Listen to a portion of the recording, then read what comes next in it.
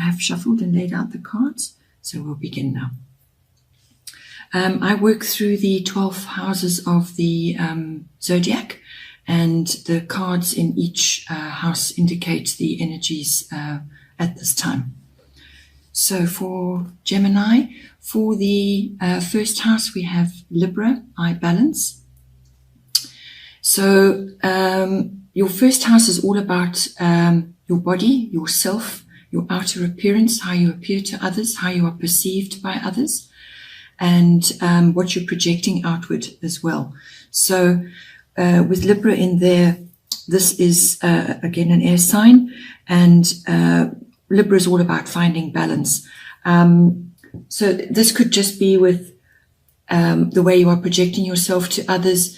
Keep an even keel, keep your attitudes and perhaps your outer projections on a balanced way, so that that whatever you're saying and whatever you are imparting to others is going to be well received. Librans can also sometimes be a little bit indecisive, so if there's something that you're wanting to get across, perhaps prepare in advance if possible, so that when you do have your say, or when you are interacting with others, you're coming across in a positive way. Librans are generally very dignified people. They don't like confrontation. They don't enjoy dramas, so they like to negotiate and keep things flowing, and to come, to use their air qualities, which is the mind, to assess and to come to a happy medium. So also from the body point of view, it could be that if you are looking to start a new outward regime, whether it's working on your body, perhaps it's exercise, or perhaps just improving the way you look, go for a classic look, and just don't go to extremes in any way. Just keep an even keel through this period. When it comes to the second house, we have the North Node, which is appearing in there. The North Node is always to do with life purpose. It's what if you're into following, your past lives, or thinking about what you've brought in from past lives, the North Node is all about moving on from that and moving into your life purpose for this particular incarnation. So you use the South Node to give you your foundation, to see what it is that you are bringing in with you. So if it could be hidden talents, it could be some kind of ability that is now starting to surface. It could also just be putting to bed past issues which have dogged you, and now you need to move forward into a clearer path and feel more at home in that particular house. Now the second house is all to do with income, your money that you've got coming in. It's to do with values.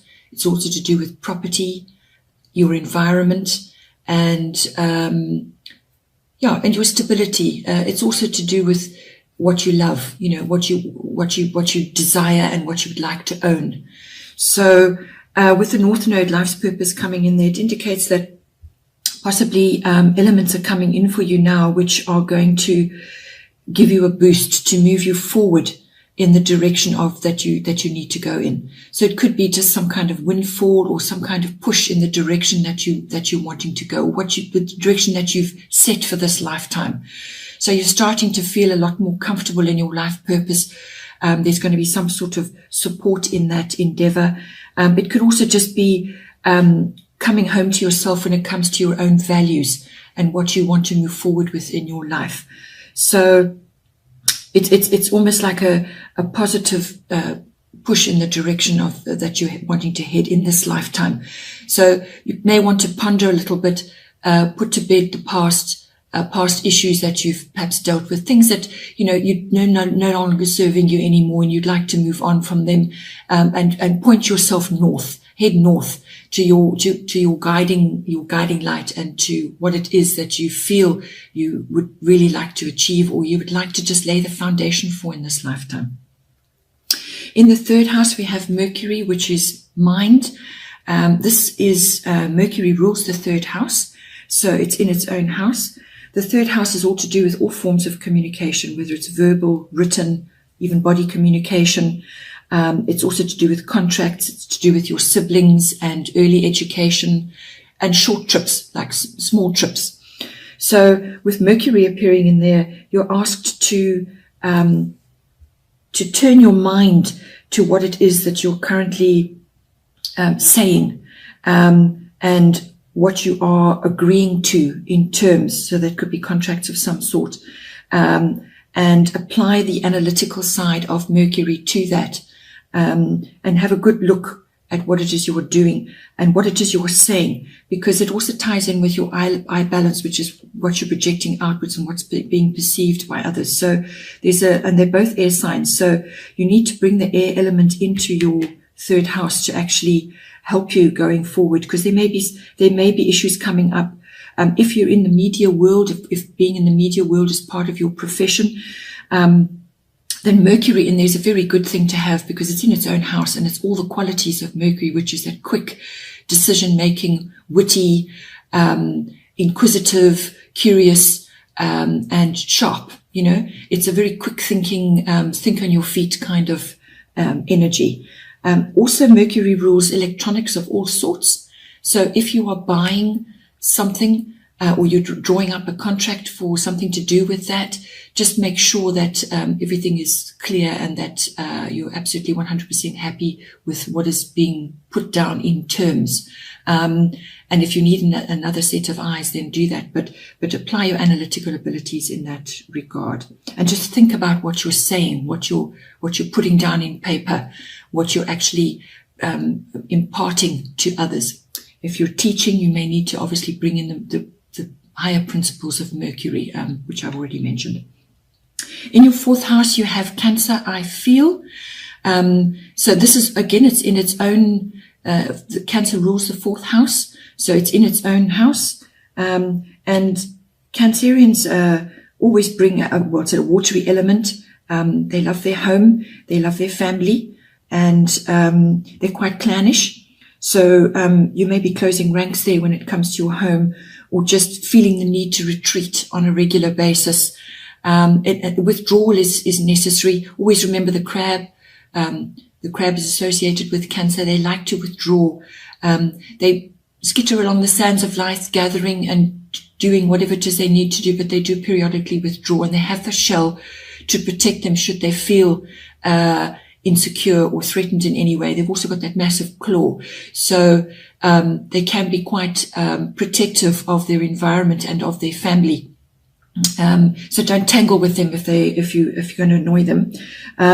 So when it's applied to your fourth house, this indicates your home. So the fourth house is about your home, and it's about your early, your foundation, your roots, your family's foundation and roots.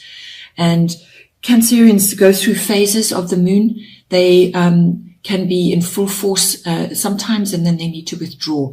And things go through phases like that of the moon. So it could also signify change within your home environment. So you just need to go with the flow there, and just be feel super sensitive in your home environment. And just bear in mind that you are you may be interacting with others. It's wonderful to be nurturing, which is again the Cancerian thing. It's also the mother. It's wonderful to be nurturing and loving in your home. Just don't be clingy or too overly emotional. Just, be compassionate and be loving, and bring that into your home environment. Because I feel you're going to need it. In your fifth house, you've got Mercury retrograde, which is, it's all about reinvention, anything with a re in front of it. So this could be relief. It could be when you re-look at something, when you review something. And the fifth house is all to do with children. And Cancer is associated with that because it's also involved with children. It rules, it has associations there. So your fifth house, children, it's your creativity, and it's your love affairs, romance, having fun, recreation of all kinds, whether it's sporting or whatever, and just having fun in general. But it can be a good indication of your creativity in this lifetime. And your Mercury retrograde reinvention means you need to relook at this again. There's something that's coming up in your 5th house, which is requiring some contemplation to figure out what is working, what is not working, what perhaps need to be tweaked. If it's to do with your children, one or more of your children may be going through a phase of reinvention where they are changing how they are moving forward in the world. So you're going to be having that in your 5th house. If it's a creative project, you're going to be perhaps may have to redo something. But whatever it is that you're going to be redoing, it's giving you an opportunity to look at it again and to move forward with the revised version. And if it's your child that's having a reinvention, to support them through that. Maybe a little bit tricky sort of in the beginning stages, because basically there's change going on. There's a little bit of turmoil, and you may need to support them through that. And that's why I feel the Cancer for your home environment may be coming in there, where you will be super sensitive to what's going on, but just to stay balanced at all times.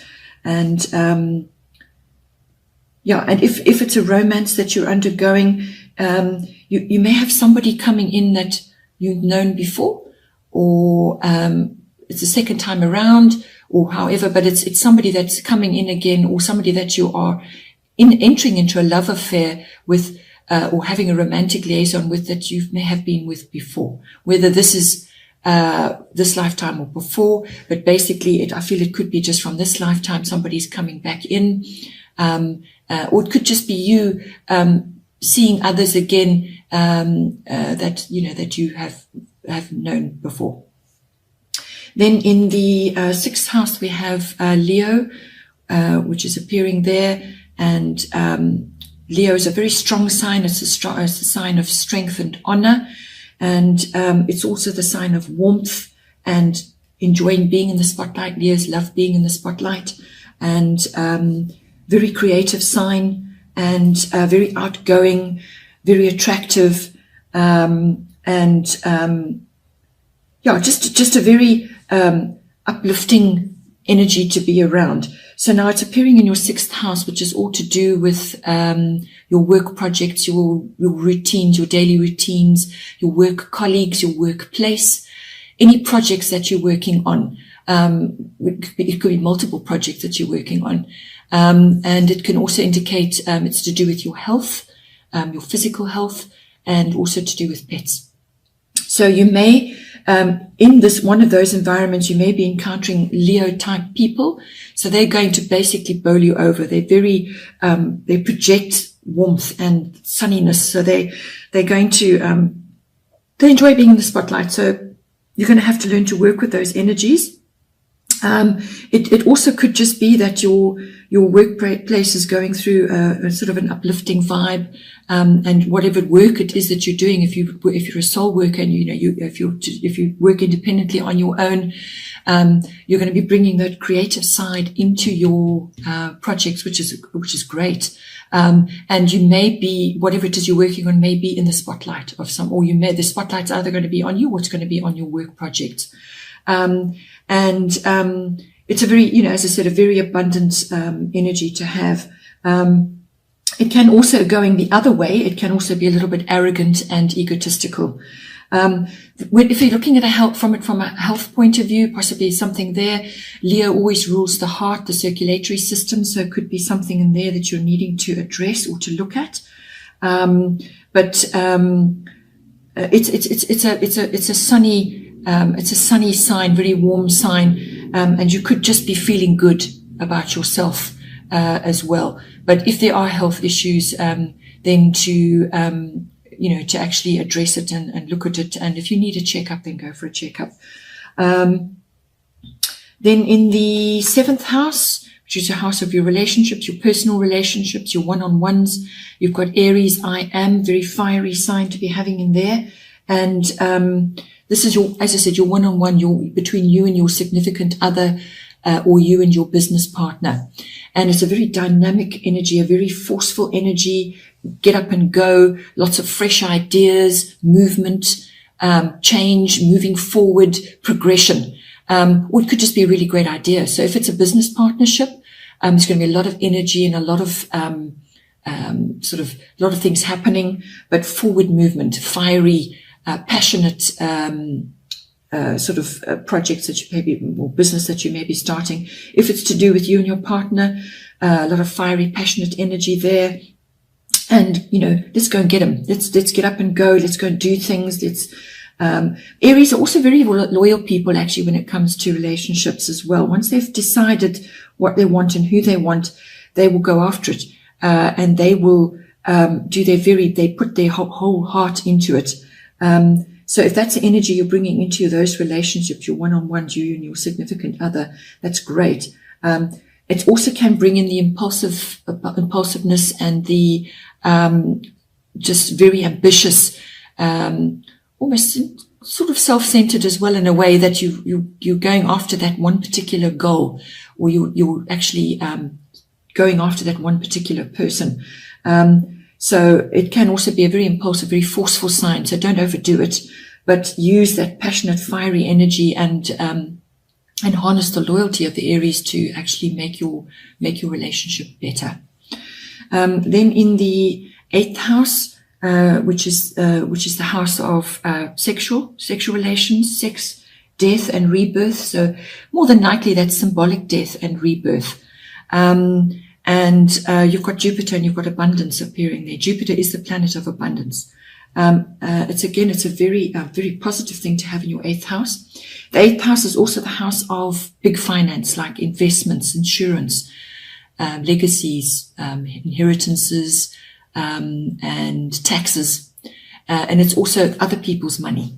So you could be dealing with other people's money, whether it's your professional, or you're perhaps dealing with it in connection with a committed relationship. The 8th house deals with shared resources between partners. So Jupiter coming in there is a very abundant, very opportunistic energy, joy, good luck, happiness, abundance. It's all those wonderful things, windfalls, just lots and lots of more and more of whatever it is that is joyful. And if it's money, well, that's money. If it's abundance, it's abundance, because abundance can come in all kinds of forms, not necessarily just money. So the resources between you and your significant other, or in your business environment, can expect to have a boost of some sort. Also, Jupiter because it's the biggest planet, it can also be a bit overbearing and a bit egotistical, and exaggeration, going over the top. So just be aware that if it's to do with money, big money, just make sure that if you're making a splash, or you're getting a windfall and now you need to make a massive outlay on something, just think about it. Bring in your Mercury with your 3rd house that you've got appearing there. Bring that in, so that you are placing that money to the highest good. That's going to be the biggest benefit. Don't frit it away, or make an impulsive purchase, or make an impulsive decision. So it's covering all of that, but it's a very positive thing to have. And if it's your sexual energies with your close partner, then again it's bringing in joy and happiness to that area of your life. If it's to do with the symbolic death and the rebirth of something, it's a very positive thing, because what it means is that whatever was there before has died away, and something new is coming out of that. And to have Jupiter in that regard to whatever it might be in your life is a very positive thing.